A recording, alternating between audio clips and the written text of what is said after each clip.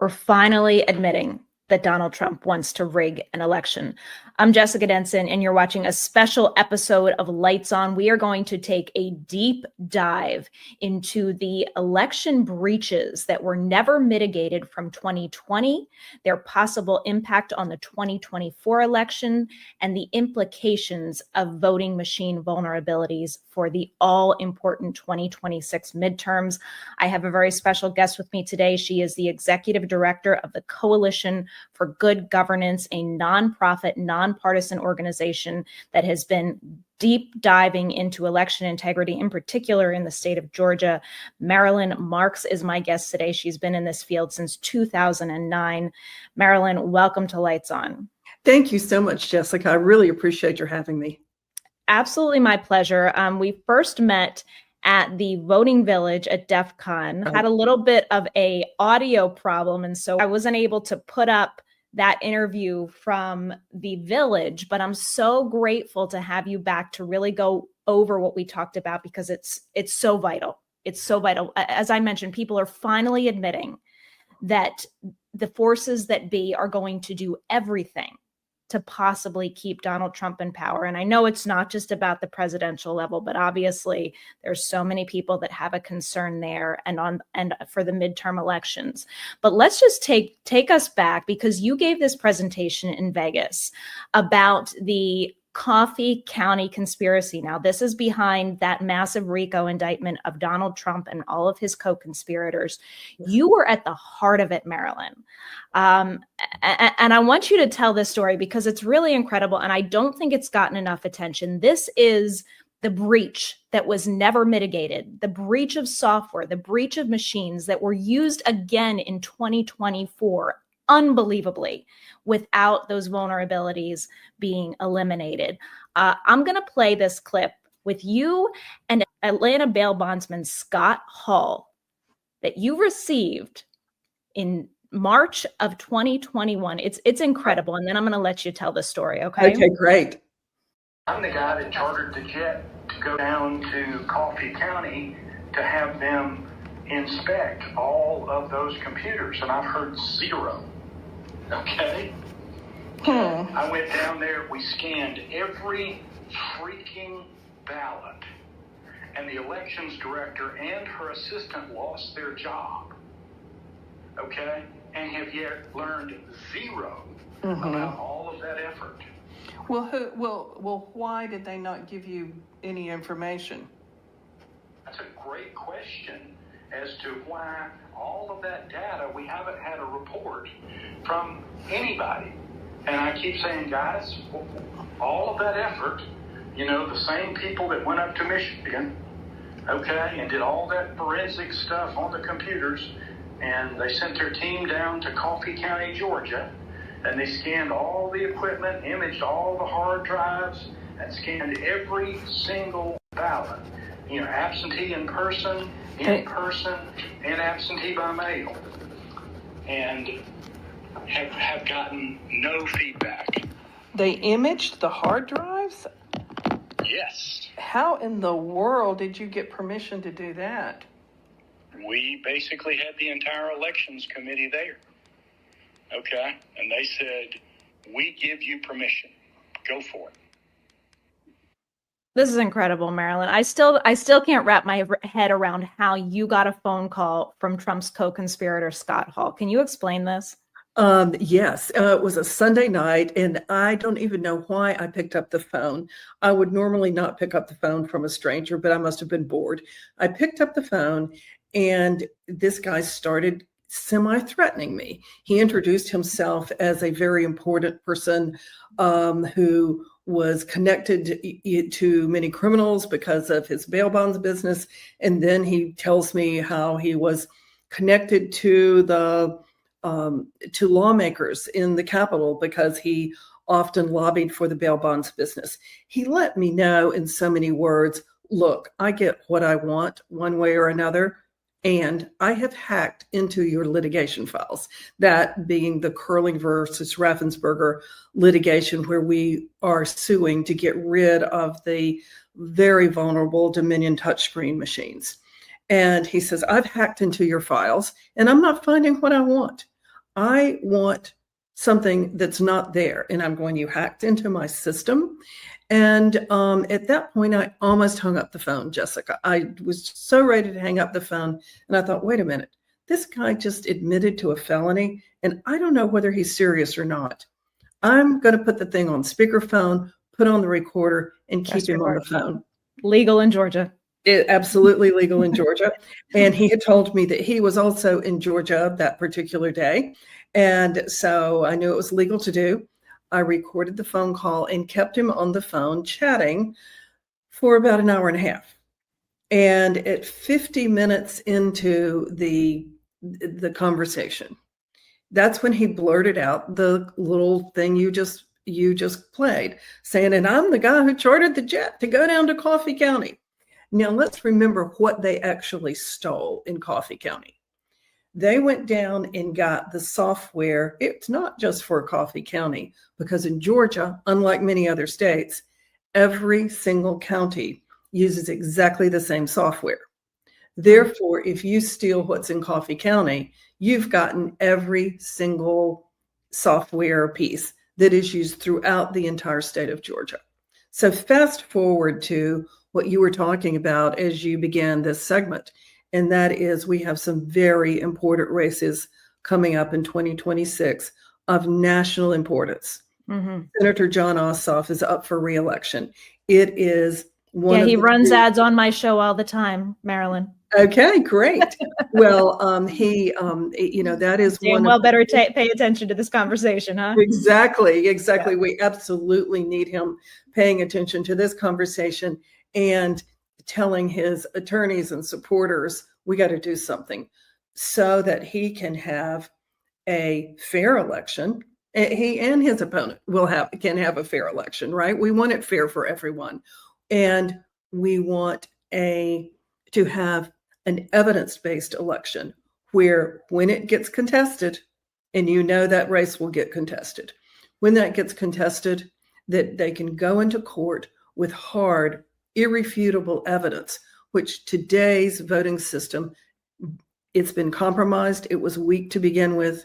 Today's compromised voting system cannot produce an evidence-based election. So that's how these things are tied together, from this voting system heist that was the largest heist of voting system ever in the United States. And it happened in Michigan as well. And it happened in Michigan. And you heard Scott Hall say, and these are the same guys that went to Michigan. Indeed, they were. Yeah. They were the same guys that went to Michigan. They were also involved with the same people who took software or accessed software in Pennsylvania and in Colorado. So the places we know where there was unauthorized access to the software, both leading vendors, both Dominion and ES&S software was accessed by the same network of people and apparently financially supported by the same network of people. So we don't think this is just some random off chance, effort here. This was that network being a network that was coordinated to help Donald Trump, mind you. Yes. Of course. And these are vulnerabilities. I mean, these vulnerabilities of these machines have been known for years. Notably, in particular, by Miss Kamala Harris. She wrote in her book in 2017, I'm going to read just an excerpt. She's talking about a professor that came into the Senate Intelligence Committee and gave them a demonstration. That professor was Alex Halderman, one of the leading hackers in the country. And she says he had used malicious code to hack the software of the voting machine in a way that assured Arnold's victory. Arnold was one of the pretend candidates on their ballot, no matter how the four of us had voted. He told us the machine was very easily hacked, enough so that in a demonstration elsewhere, he turned one into a video game console and played Pac-Man on it. Can you imagine?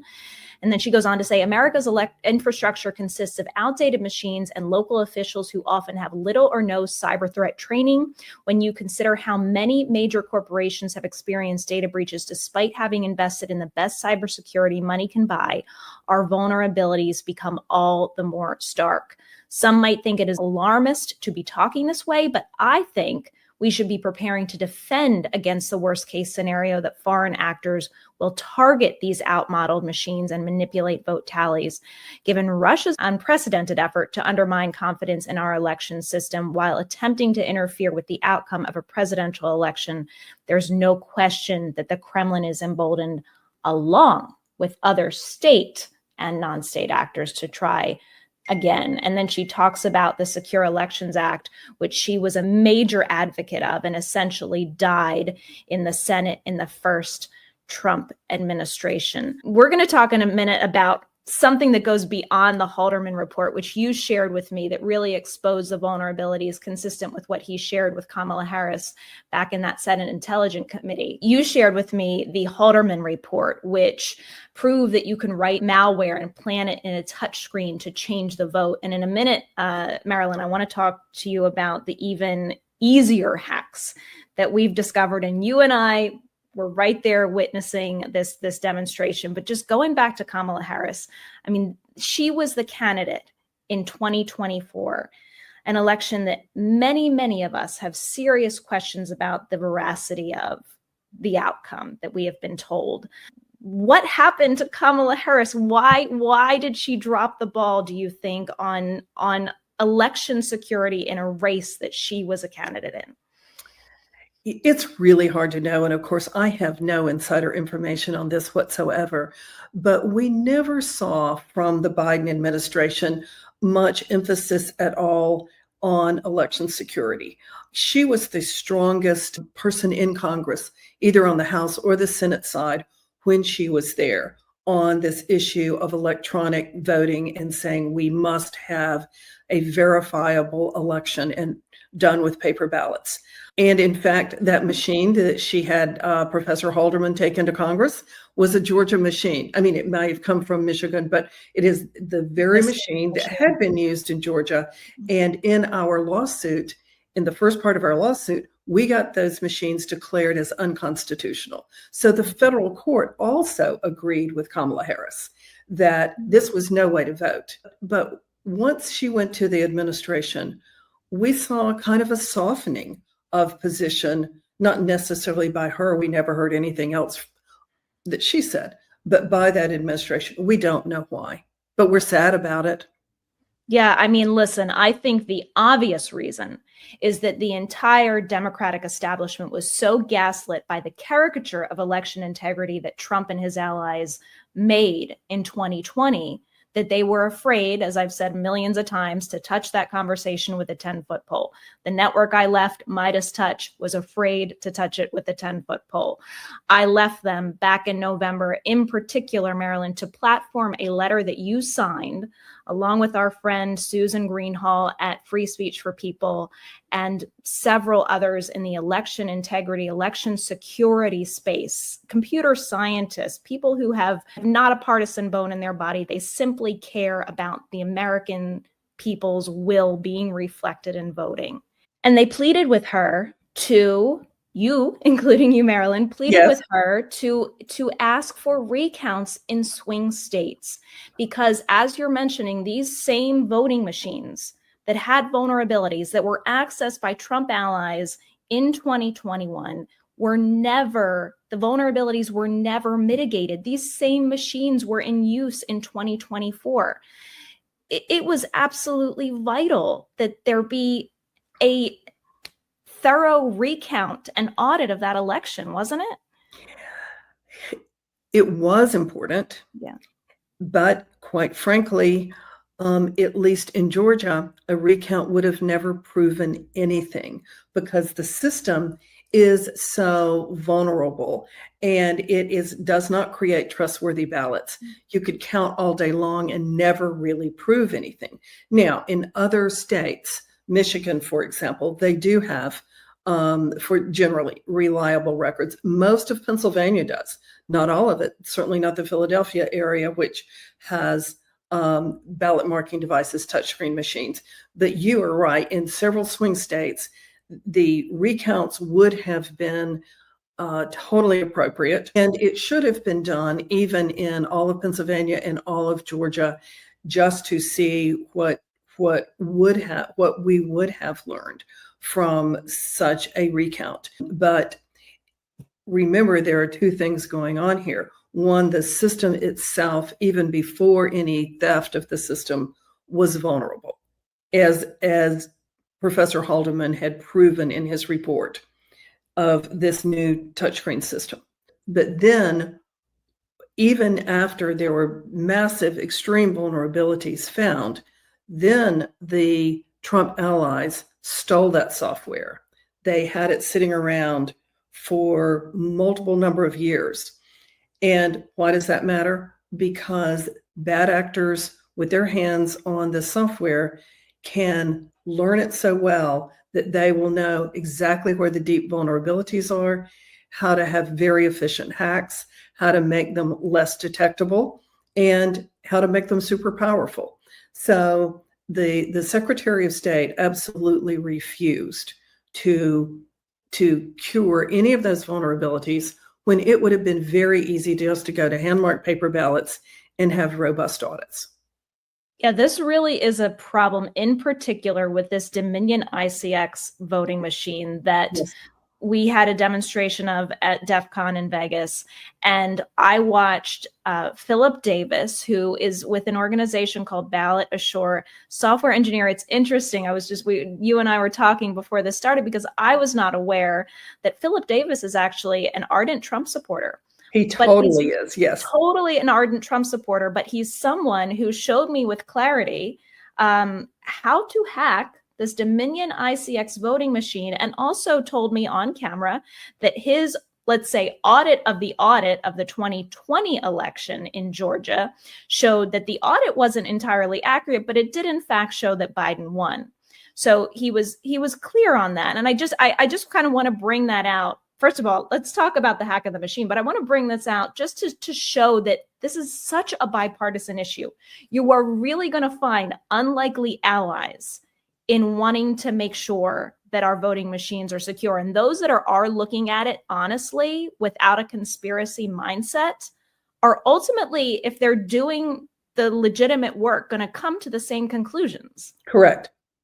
And Philip and I don't agree on anything on politics. Yeah. However, we've worked together for 5 years, and he has never tried to claim that Trump won 2020. He says he has no evidence of that, but he has done incredibly hard work analyzing the ballots, the ballot images, I should say, from 2020, the audits, and the software that he was able to pick up on the internet. Yeah, it's incredible, that story. He literally accessed files that were publicly available on the internet, purchased a machine that was for sale on the internet, a technician card. The video is here on the Jessica Denson YouTube channel of that demonstration, that hack demonstration. Philip essentially showed us that you could, on these Dominion ICX voting machines, cast a vote, look with your own eyes and think that you are casting a vote for Kamala Harris. It would print out a paper, so-called paper ballot, not hand-marked, but computer-generated paper ballot that said you voted for Kamala Harris. But because of his very simple access through that technician card, he could have changed the routing so that your visible vote for Kamala Harris and your printed vote for Kamala Harris actually went to Donald Trump. I mean, it's extraordinary. And this is much simpler than what Alex Halderman described years ago in his report, isn't it? Let me make one tiny correction there. Okay, please. So Philip actually was not the one who purchased that. It was Drew Springall, right? It was Hari Hursty. Oh, okay. Hari Hursty actually purchased it, and then he gave it to the voting village.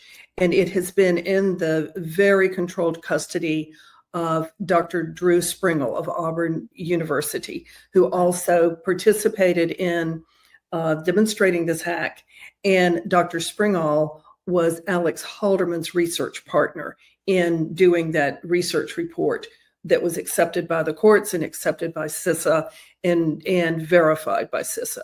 So this machine has been under strict control since it was purchased. And it was Dr. Springall who also purchased that technician card online some years ago. Yeah. It's incredible. And that's why you were saying even a paper recount of Georgia wouldn't necessarily be determinative, because they're literally printing out ballots that have no actual verification that that's what the voter's actual intent was. Right. And that's why we want hand-marked paper ballots, Exactly. because once that voter colors in the oval, colors in the square with pen and ink, that is a permanent record of how the voter voted. There's no question. Nobody hacked the ink. Yeah. So let me ask you a question, or maybe two questions together, because people, just to zoom out of this whole conversation. Okay. Donald Trump, who today is so incredibly unpopular, whose unpopularity spiked very, very early in his presidency, who so many people who were trusted election predictors did not expect him to win this election. He swept 7 swing states on election night before we went to sleep. There were hundreds of bomb threats from Russian servers in Democratic precincts on election day, unusual drop-off rates, all other kinds of data analyses that show that the patterns don't seem to be what we would expect from organic human behavior in this election. People want to know how, if a hack was done, could it have been done? For example, how many people would have had to have access to these machines to be able to hack them? Or how many machines would you have to hack in a polling place to make any kind of actual difference? That answer is going to vary so very much by locale, by state. There's no real way to answer that. And I guess I should say that, well, I've looked at Pennsylvania's numbers a bit and in Georgia's numbers a bit. I have not seen anything that, could tell us one way or another whether the system was hacked in 2024. But that's the shame of it, isn't it? That we can't prove it one way or the other, that we're supposed to be an American democracy. And we should know with certainty in the days following an election that we have verified in a transparent way, without question, who won. And so I think that to me, that is the biggest takeaway, because we will never be able to figure out whether or not that election was hacked. It would be very, very unlikely to be able to do that at this late date. But your question about, how many machines would you have to hack to change a result? It really depends, obviously, on what the margin really was, as well as what size election it was. You could hack 1 or 2 machines in a polling place and maybe change who won the vote for sheriff in your county. In my many years of working on election security, I've seen a whole lot more fraud in local elections, like for the tax assessor, for the sheriff, for the county commissioner, than I have seen anything that looked too suspicious on the national stage. But I think, given the rhetoric and given the environment we're in, we darn well better be preventing disruption of elections in 2026. And we're not doing enough, Jessica. No, we're not. I want to definitely get on that more, but just to hone in on one thing you said we don't have evidence because it's almost impossible to get the evidence, right? Yeah. And that's what bugs me so much about when I hear there's no evidence that the 2024 election was hacked or manipulated. We don't even have a way to actually access that. And I just want to call out some names. I'm gonna do this because I feel like we need to have these conversations. There's one name that sticks out in particular to me as someone who kind of shut this conversation down, along with the network I left and many, many others in the wake of 2024. Even just the desire for recounts and just, was immediately, they knew the next day everything was so clean and nice. They just knew him. I'm like, how could you possibly know? One of those individuals was Mark Elias, who has done excessive, advocacy through the courts, litigation against voter suppression. He is unquestionably one of the strongest fighters in that respect. Mm-hmm. But I remember him being a voice that shut down, just utterly shut down the notion that there could be any questions about the 2024 election. And so many people look to him for, as a voice of reason and clarity and definitive answers as to whether that were the case or not. Can you just share your thoughts with me on kind of his use of his platform in that way? Well, I have watched his comments on election security actually since 2016, when he was the lawyer for Hillary Clinton and apparently advised her not to go for a recount when I think, her team had really wanted a recount. But I've been listening to Mark recently on his comments and on TV, and I'm hearing more of an openness, I believe, from him to consider all possibilities, because certainly Trump is out there screaming about all possibilities for challenging and disrupting the 2026 election.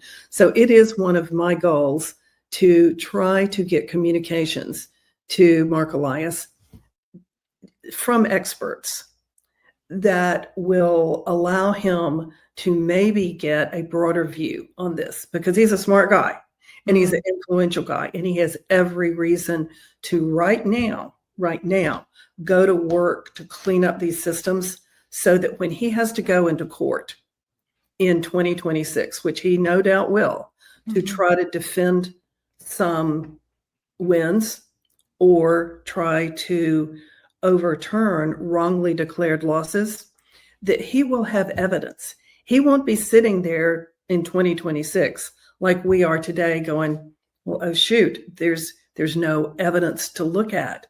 Everything's too squishy. So I think that if he can come to understand just how porous these systems are, I really believe it may change the nature of some of his pre-litigation planning. I sure hope so. That's so interesting, Marilyn, that you said that you think he was influential in getting Hillary Clinton to not ask for a recount in 2016. That was pretty much common knowledge. That was I bet a lot of people watching today don't know that, but that was, of course, the year that the CIA and FBI confirmed that Russia had hacked into the election. It would seem to be pretty darn important to have a recount. I just hope this is, this has been one of my pet peeves, Maryland, is that people want to wait. They want to, as our democracy is literally crumbling before our eyes, as they're ordering troops, our military onto the streets of our major cities, complete insane militarization, not to mention gross waste of taxpayer money and fear tactics against opposition to this regime, that we are supposed to wait, or we are supposed to not seize upon very precious windows of time that we have to mitigate the dangers coming our way. We have to do it in advance this time, because we see the problem with waiting to see. Yeah. When you wait to see, it's too late to do anything about it, because the damage has already been done, and there is not substantive enough evidence. So I think the good news here, Jessica, as bad as the situation was, that we can't prove anything about prior elections one way or the other, at least in Georgia. And I'm really focused on Georgia. Yeah. I think that one of the benefits now is that people like you and the scientists and others are trying to call attention to decision makers, trying to call the attention of decision makers to this. Sure. To say, right now, we have another 15 months left. There is time to do the right thing, to get evidence-based elections, where certainly Trump and his allies may try to upend elections, but let's make it as hard for them as possible. If that's what he wants to do, let's make it as hard for him as possible by having evidence that will stand up in the courts. And let's think about how much we care about control of Congress, both in the Senate and in the House. remember, it's not the courts that make the ultimate decision as to who will be seated. A lot of people don't think about this, but the way it works in most states is if an election is to be challenged, it's first challenged in the court, and then either the House or the Senate, depending on which seat it is, they themselves have a trial and will choose who to seat based on the evidence they take. We have such partisan thinking going on right now, right? That it is incumbent on us to have evidence that is so hard and solid and reliable that any type of trial that ever happens, whether it be the courts or in either chamber of Congress, will withstand scrutiny. Yeah, it's absolutely vital. It's absolutely vital. Marilyn, I think we kind of touched on this a little bit, but let's just end on this note. And speaking of partisanship, you know, you have the non-Philip Davises of MAGA who are election integrity caricatures. And then you have Democrats who hopefully are turning the page, but have seemed to be so afraid to have this conversation. Why? Why, other than what we've already talked about, do you think Democrats and progressives are so reluctant to fight using these, for instance, touchscreen voting machines? You know, I think it's two things. One, they somehow equate, or many of them equate, the idea of questioning the security of the machines. They equate that with saying, oh, Donald Trump won in 2020. They've collapsed those two thoughts. And they have a hard time teasing them apart to say, wait a minute, we better be serious about these machines for the future. I think the other thing is, and some I have talked to recently tell me, you know, we've just gotten to be such partisans that, you know, if the Republicans are saying the machines are bad, we're not going to agree with them. We cannot share the same platform. We cannot share the same policy on anything. And we refuse to go there. If they are saying that the machines are not good, there must be some reason that benefits them to say that. Therefore, we're going to say the opposite. We've kind of gotten beyond a point of logic. Yeah, we absolutely have. We have to, I think, exploit the points of common ground, just like we are with the Epstein files, for instance, and the MAGA base finally waking up to this. I mean, come on, at the end of the day, we are human beings who, when we're not being hypnotized and brainwashed by propaganda, have common sense that leads us to logical conclusions, and we have to find common ground there if we have any hope moving forward. Marilyn Marks of the Coalition for Good Governance, thank you so much for joining me on Lights On. Oh, thank you so much for having me. My pleasure. And thank you, everybody, for joining us today on Lights On. As always, you can support this show by going to thejessicadenson.com, where you will find a way to support my work as well as buy merch with our very important motto, stand out, everyone. We must stand out now and save our democracy. Thank you so much. Have a wonderful day. And as always, let your light shine.